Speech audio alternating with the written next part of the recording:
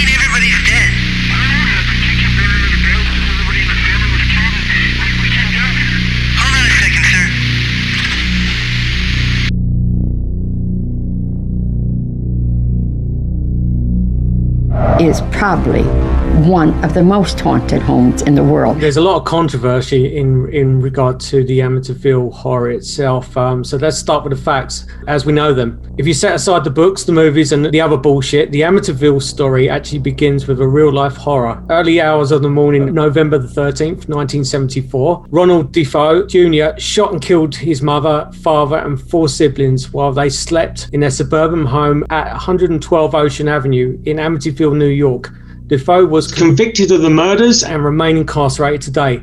The home, with all its occupants murdered, soon went on the market, and of December of 1975, the Lutz family moved in. Yeah, and of course, George and Kathy Lutz, along with their 3 children, lasted allegedly just 28 days in the house. They alleged they were driven out by terrifying paranormal activity, which they claimed was linked to the murders that occurred there a whole year earlier. They claimed they saw demons, objects moved on their own, blood and slime poured out of the walls and the staircase. Of course, there was those flies in the middle of winter, of course. And they were also attacked by unseen forces. These experiences were fictionalized by author Jay Anson in his 1977 novel, The Amityville Horror, and the story became, at that point, shall we say, muddled with various film adaptations, documentaries, books, and I think even video games. So the couple were bogged down by legal financial issues as well, which prompted skeptics to believe that they had a motive to create a fantastical story that could be sold to the public. George and Kathy Lutz each took a lie detector test to validate their story and passed, which, you know, there's holes in the lie detection test with being a skeptic and stuff like that. The Lutz family lawyer, William Weber, had a falling out with the family and claimed he, George, and Kathy cooked up the whole story after many bottles of wine. Which I've heard that from many different sources as well, Peter, that this was just a big lie to make a whole bunch of money off of a real life murder. They made it public as well that it was actually a big lie as well, which kind of sticks the hammer across the top of the nail, really, doesn't it? It does. Son Daniel, who lives a quiet life now, says the house ruined his life and that he continues to have nightmares until this day. In the documentary, My Amityville Horror, he backs up many of the stories surrounding the house. He also alleges that George was a hard and abusive stepfather, made the family's lives difficult. Even in that documentary, he basically says the real monster in the whole thing was George Lutz. It's interesting stuff. Yeah, I've seen it before, and watching the documentary kind of just flips it to the fact that it's just focused around him rather than what exactly went on in the house. Ron Defel, who is serving 6 25-year sentences, claimed he heard voices encourage him to kill his family. His testimony is what drove a lot of the initial media interest in the case. He has since changed his story multiple times, and let's not forget the multiple books and film adaptations that have happened in regard to that. So let's look at some evidence that supports this as being a true story. And there's actually very, very little of that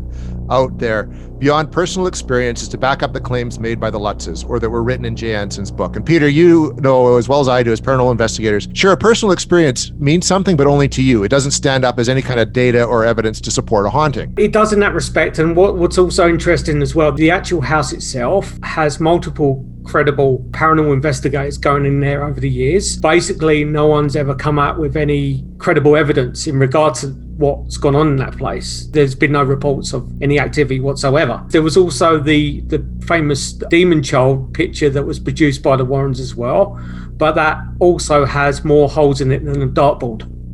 It is, and that was, of course, supposed to be of John Matthew Defel, who is one of the victims killed there. Now, because that is kind of what has people have hung a lot of the evidence on, is sort of that. 'Cause, I mean, the lie detectors doesn't hold up after all this time. People can fake a lie detector results, no problem. So what is it about the demon boy picture that doesn't hold up, Peter?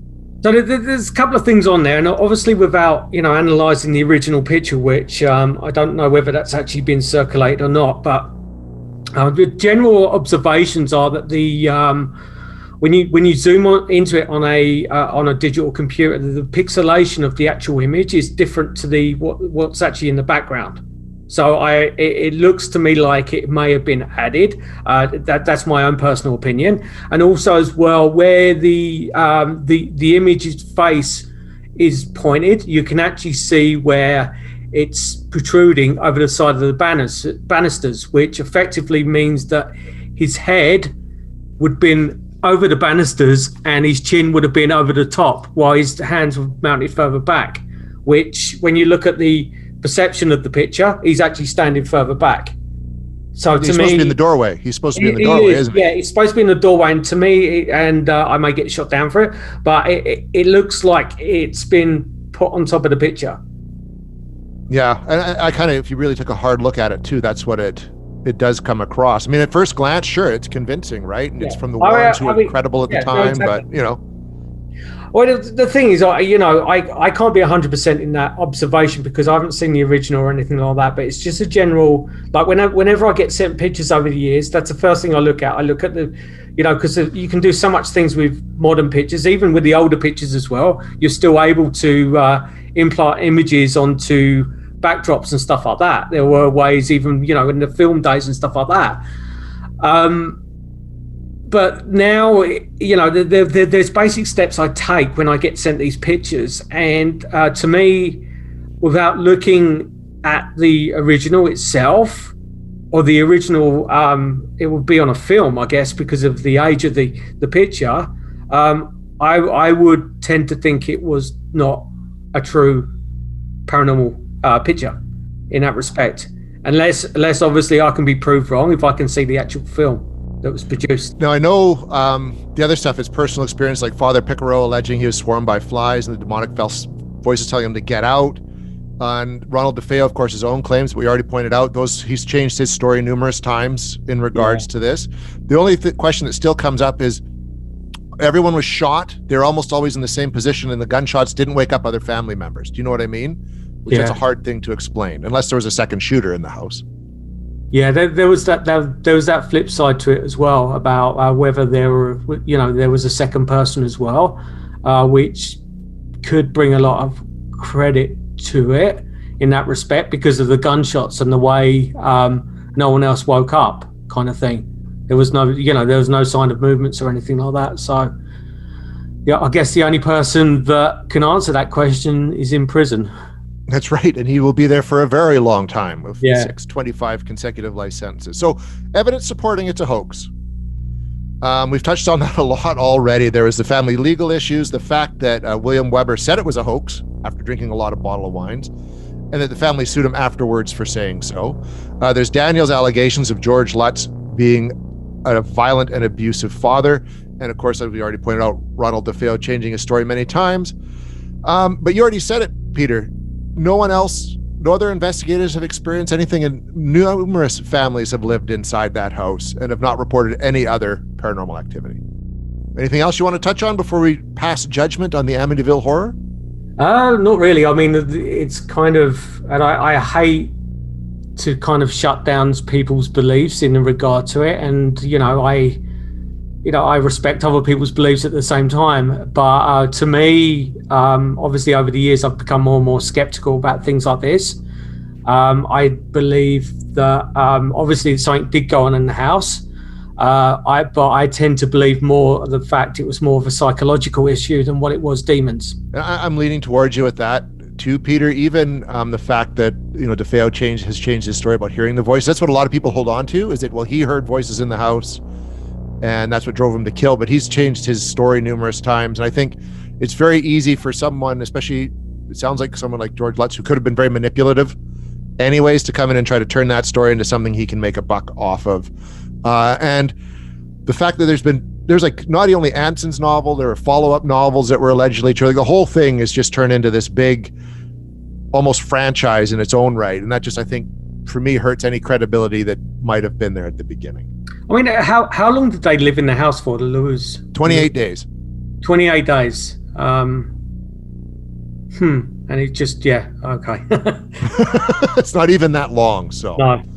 Anyway, so I guess Peter and I are both going with hoax, or at least, not so true on the Amityville Horror. We'll be back next month dissecting another well-known case. I think we're going to touch on the Enfield poltergeist next on Hunting the Haunted. Until then, I'm Jason Hewlett. And I'm Peter Renn. Thank you. Stay spooky. I hope this is as close to hell as I'll ever get.